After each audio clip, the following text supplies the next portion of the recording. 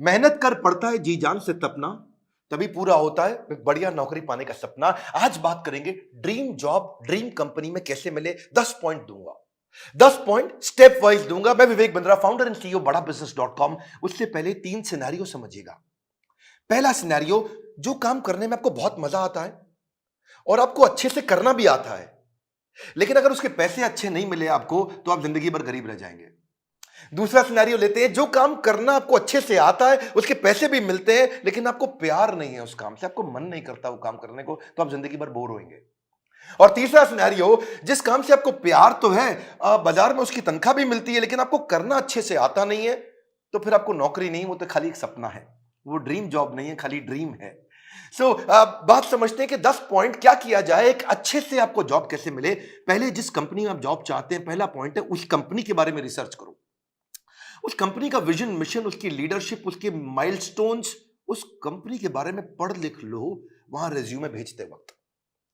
नौकरी.com पे बहुत सारी अपॉर्चुनिटीज आपको मिलेंगी, लेकिन पहले कंपनी की वेबसाइट, इंटरव्यू में जाने से पहले उसके सोशल मीडिया, उसका एंगेजमेंट, mouthshut.com, glassdoor.com, उसका लिंक्डइन, उसके सारे गूगल पे सब चीजें। जितना ज्यादा आप इंटरेस्टेड होंगे उतना आपका कैंडिडेचर इंटरेस्टिंग हो जाएगा। जब आप इंटरव्यू में मिलते हैं ना लोगों से, if you are interested in the company, they will see you as interesting for the company. Company research के बाद दूसरा पॉइंट, जॉब डिस्क्रिप्शन को समझिए। जॉब डिस्क्रिप्शन की डिटेल मांगिए। आपका केआरए क्या होगा, केपीआई क्या होगा, आपसे क्या एक्सपेक्ट किया जा रहा है कंपनी में, यह मांग लो। अगर यह समझ में आ जाए कि कंपनी आपसे चाहती क्या है, करवाना क्या चाहती है, जॉब का डिस्क्रिप्शन, आपका केआरए की रिस्पॉन्सिबिलिटी एरिया, आपका केपीआई की परफॉर्मेंस इंडिकेटर, आपसे क्या एक्सपेक्ट किया जा रहा है इस रोल में, अगर वो मिल जाएगा तो पूरा ग्रिप आ जाएगा आपका इंटरव्यू में। तीसरा, अब जो इंटरव्यू लेने वाला है उसकी डिटेल निकाल लो। एचआर से जब आप बात करेंगे, पूछेगा आपका इंटरव्यू कौन लेंगे। उस इंटरव्यूअर का अगर आपको नाम मिल जाता है तो लिंक्डइन पे उसका प्रोफाइल खोल लीजिए, देखिए उसने क्या पोस्ट शेयर किया है, क्या आर्टिकल शेयर किया है, क्या उन्होंने कोई ब्लॉग शेयर किया है। उसके बारे में अगर आप तारीफ करेंगे या उसकी डिटेल उनको इंटरव्यू में बताएंगे, तो वो आपकी आई फॉर डिटेल को बहुत पसंद करेंगे। मेरे साथ भी होता है कई बार, जब कोई मुझको इंटरव्यू देने आता है, बोलता है सर मैं तो आपका बहुत बड़ा फैन हूं, मैं तो आपके सारे वीडियो देखता हूं, तो मैं पूछ लेता हूं टॉप 5 वीडियो कौन से देखे थे जो आपको बहुत पसंद आए और मैंने उसमें क्या बताया। पता चल जाता है कि आदमी झूठ बोल रहा है या सच बोल रहा है। अगर डिटेल में लिया अपने इंटरव्यूअर को पहचान, तो अपने इंटरव्यू को बना लो को सुपर आसान। इसको क्या कहते हैं? Failing to plan means planning to fail. Plan करके जाइए, इंटरव्यूअर के बारे में पढ़ के जाइए। अब्राहम लिंकन भी बोला करते थे ना कि अगर मुझे पेड़ काटना हो, मेरे पास 8 घंटे हों, तो 6 घंटे तो मैं केवल धार लगाऊंगा, 2 घंटे में पेड़ काट दूंगा। 6 घंटे धार क्या लगाऊंगा, मतलब क्या, इतनी तैयारी कर लूंगा कि 2 घंटे में पेड़ अपने आप कट जाएगा। आसान है, लेकिन थोड़ा इसको समझ के जाओ। इंटरव्यूअर क्या क्वेश्चन पूछ सकता है आपसे, कि अपने बारे में बताओ, पूछेगा आपसे पॉपुलर क्वेश्चन क्या, आपको क्यों हायर करें, आपकी स्ट्रेंथ्स क्या है, आपकी लीडरशिप स्किल्स के बारे में बताइए, आपके पास एक्सपीरियंस नहीं है, आपको क्यों हायर करें। इस तरह अगर आप अपनी तैयारी करके जाएंगे, मजा आएगा। चौथा पॉइंट, एम्प्लॉयर सेंट्रिक रहिएगा। इस चौथे पॉइंट में ध्यान रखना, इंटरव्यूअर आपकी मानसिकता को जरूर चेक करता है। अपने आंसर्स को ऐसे कस्टमाइज करिए, आप आत्म प्रेरित, सेल्फ मोटिवेटेड दिखने चाहिए। एक एम्प्लॉय मानसिकता का होता है, एक इंट्राप्रेन्योर मानसिकता का होता है। हमारे एवरीथिंग अबाउट एंटरप्रेन्योरशिप कोर्स में हम इंट्राप्रेन्योर की बहुत बात करते हैं। एम्प्लॉय वो जो नौकरी करता है, इंट्राप्रेन्योर वो क्यों करता तो नौकरी है, पर उसका बिहेवियर ओनर जैसा होता है। वो प्रॉब्लम पे फोकस करेगा, एम्प्लॉय इंट्राप्रेन्योर एक्शंस पे फोकस करेगा। वो बोलेगा फैमिली इज माय फैमिली, ये कहता है कि नहीं नहीं, organisation is also my family. वो उसको परिवार की तरह देखता है। वो हार्डवर्क करता है, ये स्मार्ट वर्क करता है। वो कंज्यूमर होता है, ये कंट्रीब्यूटर होता है। एंटरप्रेन्योर आते ही सोचता है मैं ऐसा क्या कर लूं कंपनी में। वो पुश स्टार्ट है, उसको धक्का मारोगे तो काम चालू करेगा। ये सेल्फ स्टार्ट है, अपने आप काम करता है। वो टाइम वेस्ट करता है, ये टास्क वेस्ट करता है। एम्प्लॉय क्या करता है, सुबह 9 से 5, 9 बजे आएगा, 5 बजे निकल जाएगा। ये क्या कहता है, जब तक काम खत्म नहीं होगा तब तक बैठूंगा। काम जल्दी खत्म करने की कोशिश करता है। ये समय के हिसाब से नहीं, काम के हिसाब से काम करता है। इसलिए employ gets paid for the time he spends, intrapreneur gets paid for the value he creates, है ना। तो ये इसको क्या चाहिए, sick leave, casual leave, earn leave, वो leave he doesn't want to leave. तो आपके जो आंसर है ना, वो उससे आपका नेचर, आपका बिहेवियर, आपका कल्चर पता लग जाएगा।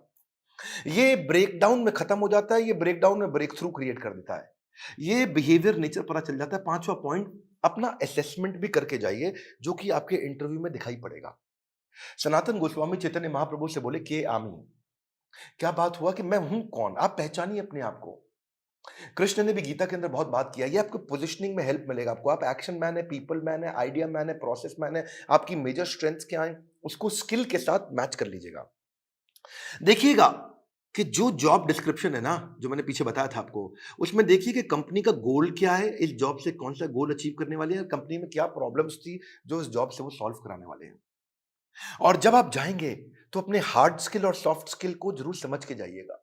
ये छठा पॉइंट है।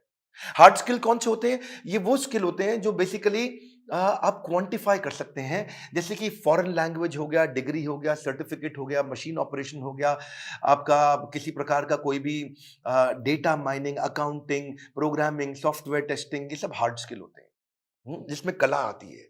जैसे फाइनेंस के अंदर बजटिंग, बिजनेस प्लानिंग होता है या प्रोडक्ट डेवलपमेंट होता है। लेकिन सॉफ्ट स्किल कौन से? बातचीत कैसे करते हो, आपका टीम वर्क कैसा है, आप डिसीजन ले पाते हो नहीं, लीडरशिप है कि नहीं, मोटिवेटेड रहते हो कि नहीं, सुनते हो ध्यान से कि नहीं, पीपल स्किल है कि नहीं, इंटरपर्सनल फ्लेक्सिबिलिटी, टाइम मैनेजमेंट, ये सारे सॉफ्ट स्किल है। उस तरफ हार्ड स्किल है। तो पहले से ही चेक करके जाइए, क्योंकि आपका see he who speaks without attentive ear is mute. क्या मतलब हुआ? जो बिना सुने बोलता रहता है, बोलता रहता है, जो बिना सुने बोलता रहता है, वो सबसे बड़ा गूंगा होता है। उसके बोलने का कोई फायदा नहीं है। इसलिए आपकी कम्युनिकेशन में सुनिए ध्यान से कि वो क्या डिमांड है आपसे। इफेक्टिव कम्युनिकेशन में 20% is only what you know, 80% is how do you feel about what you know. कैसे आप उसे कम्युनिकेट करते हैं। सीधे बैठिए, हमेशा स्माइल मेंटेन करिए। ऐसा करके आराम से रिलैक्स होकर के बैठने वाला तो जमेगा नहीं ना। कॉन्फिडेंट और इंफॉर्मेटिव लगते हैं जब आप अच्छा कम्युनिकेशन और सॉफ्ट स्किल मैनेज कर पाते हैं। सातवां है, अब मौका ढूंढिए कि आप भी कोई ऐसा क्वेश्चन करें जिस क्वेश्चन से इंटरव्यूअर को लगे यार ये आदमी बुद्धिमान है। एक बात बताऊं आपको कि knowledge is having the right answer, but intelligence is asking the right question. ज्ञानी व्यक्ति के पास उत्तर होता है, पर बुद्धिमान व्यक्ति के पास प्रश्न होता है। अगर आपने कोई ऐसा प्रश्न किया जिस प्रश्न से वो बहुत इंप्रेस हो सकता है, जैसे आप उनसे पूछिए इस बारे में, इस रोल से आप कौन सी प्रॉब्लम सॉल्व करना चाह रहे हैं, इस रोल के माध्यम से आप कौन सा गोल अचीव करना चाह रहे हैं, इस रोल से आप मेरी परफॉर्मेंस को कैसे इवैल्यूएट करेंगे। कितना पावरफुल आप प्रश्न पूछते हैं, ये भी सामने वाले को इन्फ्लुएंस करता है। आठवां, सैलरी नेगोशिएशन की बात आए तो बहुत जोर मत डालिएगा। अनरियलिस्टिक सैलरी हाइक से सामने वाला समझ जाता है ये केवल पैसे के लिए नौकरी करने आया है, ये वैल्यू नहीं क्रिएट कर पाएगा। इसलिए वैल्यू क्रिएशन पे फोकस करिए, वैल्यूएबल अपने आप आएगा। मैं इसमें आपको हमारे जो दूसरे डायरेक्टर हैं संजय कथोरिया जी, इनका आपको 2015-16 का एक्सपीरियंस शेयर करता हूं। एक बार ये श्रीलंका में एक कंपनी के चेयरमैन के पास इंटरव्यू देने गए और कंपनी के चेयरमैन ने इन्हें एक ही बात पे इनकी मर्जी की सैलरी दे दी। और वो क्या बात थी? जब उन्होंने पूछा क्या सैलरी लोगे, तो ये कहते हैं I believe in creating value and then sharing value. क्या मतलब हुआ इसका? कि मैं पहले 100 दिन आपके लिए वैल्यू क्रिएट करूंगा, अगर वैल्यू क्रिएट हो गई बढ़िया, तो उसके बाद आप उस वैल्यू को शेयर कर देना मेरे साथ, तब आप तनख्वाह मेरे हिसाब से दे देना। अभी आपको जो समझ में आता हो आप दे सकते हो मुझे, लेकिन मैं वो काम करके दिखाऊंगा, वो वैल्यू क्रिएट करूंगा, तब मैं वैल्यूएबल डिमांड करूंगा। Create value then share value. ये बात सामने वाला इतना इंप्रेस हुआ, बोला कोई बात नहीं, 100 दिन की बात की है, आज ही बता दो क्या तनख्वाह लोगे। जब आप वैल्यू क्रिएट करने पे फोकस करते हो, पहले कहते हैं मैं वैल्यू क्रिएट करूंगा, बाद में अपना शेयर लूंगा, इससे सामने वाले को आप पे बहुत कॉन्फिडेंस आ जाता है। सैलरी नेगोशिएशन पे बहुत फोकस मत करिए, मेन मुद्दा समझिए, वैल्यू क्रिएशन पे फोकस करिए। सैलरी नेगोशिएशन अपने आप हो जाएगी जब वैल्यू क्रिएशन का सामने कॉन्फिडेंस आ जाएगा कि आप करके क्या दिखा सकते हैं जॉब में। 9वां पॉइंट, अपने रेज्यूमे पे ध्यान दीजिएगा। ये हालांकि मैं थोड़ा पहले भी बता सकता था 9वां पॉइंट, पर ध्यान रखिए अपने लाइवली और एक्शन ओरिएंटेड वर्ड लिखिए। रेज्यूमे लंबा मत बनाइए, 6 पेज, 8 पेज, 10 पेज का, क्योंकि जो रिक्रूटर होता है या जो इंटरव्यूअर होता है वो उसके पास ज्यादा समय नहीं है देखने के लिए। बुलेट पॉइंट्स में लिखिए ताकि मैक्सिमम चीजें कैप्चर हो जाएं कम समय में। सीक्वेंस के अपना एक्सपीरियंस लिखिए, और अगर एक्सपीरियंस ज्यादा नहीं है तो कोई बात नहीं, आपने आज तक जो भी कहीं पे थोड़ा बहुत इंटर्नशिप भी किया है तो वो भी डालिए। एक कवर लेटर अगर आप बना सको ना, तो वो गेम चेंजर होता है अपनी एग्जैक्ट पोजिशनिंग के लिए। कि आपके पास स्किल है और कंपनी को ये जरूरत है, तो कंपनी की जरूरत और आपके स्किल कैसे मैरी कर सकते हैं आपस में, कैसे मैरिज होगी। तो एक छोटा सा कवर लेटर आधे पेज का 8-10 लाइन का बना सकें अगर आप तो। रेज्यूमे ऐसा होना चाहिए कि सामने वाले को 20 सेकंड में सारी बात समझ में आ जाए। उसको ध्यान से बार-बार देखो ऐसा कि क्या 20 सेकंड में समझ में आ रहा है पूरा रेज्यूमे? रेज्यूमे में बहुत डिटेल लिखने में सफलता नहीं है, किसी के पास टाइम नहीं है आज डिटेल में पढ़ने के लिए। पर रेज्यूमे के अंदर जो हायरिंग मैनेजर है, एक सर्वे बताता है वो 6 सेकंड में डिसाइड करता है इसको बुलाऊं कि नहीं बुलाऊं। तो बड़ा इंपॉर्टेंट है, बहुत ज्यादा एग्जैजरेट ना करें नहीं तो पर्दा फाश हो जाता है बाद में। बोल्ड और क्लियर और इंपॉर्टेंट अचीवमेंट को साफ साफ तरीके से बता सकें। उसी के अंदर एक रेफरेंस लिस्ट भी डाल दें जो आपकी integrity, work, decision making, punctuality, flexibility के बारे में कोई रेफरेंस पुरानी कंपनी के या कोई बड़े लोग ऐसे हैं जो आपके बारे में कहने को तैयार हो तो नीचे लिख भी दीजिए कि ये आपको आपके बारे में ये रेफरेंस, मतलब किसी और व्यक्ति, कोई और व्यक्ति भी आपकी तारीफ करने को तैयार है तो उसका नाम, उसकी डेजिग्नेशन, उसका फोन नंबर लिख दीजिए। इससे भी कॉन्फिडेंस आता है।